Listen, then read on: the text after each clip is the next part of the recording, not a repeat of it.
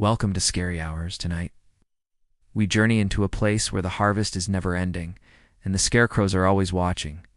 A place they never came back from. The Cornfield. It was supposed to be a fun shoot.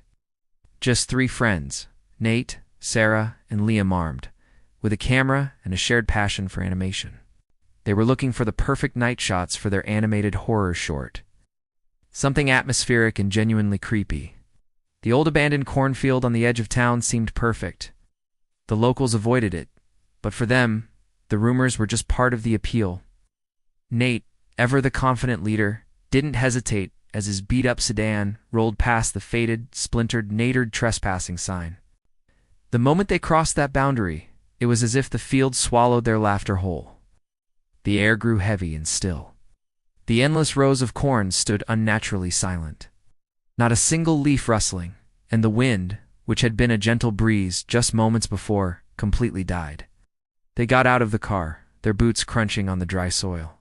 In the center of the first few rows stood a scarecrow. It was unlike any they'd ever seen. It was too real. Tall, unnervingly so, and its clothes weren't the usual tattered rags. They were clean, almost new, like something a farmer had just put out that morning. But the most unsettling part was its head, a burlap sack, crudely painted with a smiling face, tilted just slightly to the side, as if it were listening intently to their conversation. Liam shivered, pulling his jacket tighter. "Guys, this place gives me the creeps." Sarah, already setting up the camera, just grinned. "That's the point, Liam. It's perfect." She focused the lens, the moonlight catching the scarecrow just right. "Perfect lighting," she whispered, her voice filled with creative excitement as she hit record. That's when they heard it. A whisper. It wasn't the wind. There was no wind. It was a dry, rasping breath that seemed to slide through the dead husks of corn. And it said a single word. Sarah. Her blood ran cold. She spun around, her eyes wide, searching the darkness. "Did you guys hear that?" Nate and Liam exchanged a nervous glance. "Hear what?" Nate asked, his own voice now a little strained. And then the scarecrow moved. It wasn't a big movement, not a lurch or a jump.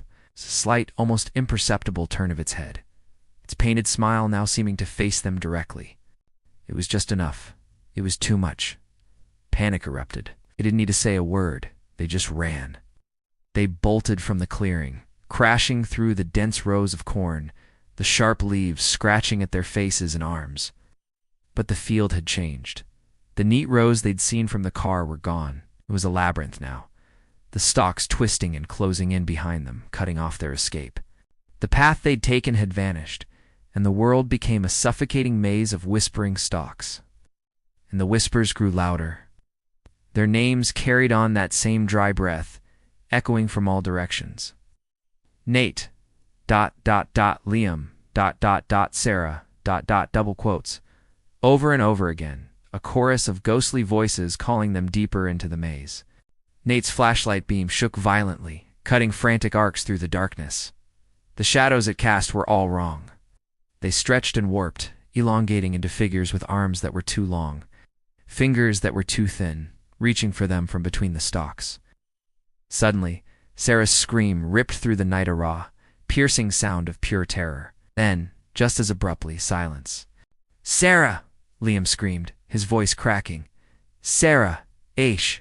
Only the rustling whispers answered. Nate grabbed Liam's arm, pulling him along. "We have to keep moving," he yelled, his heart hammering against his ribs.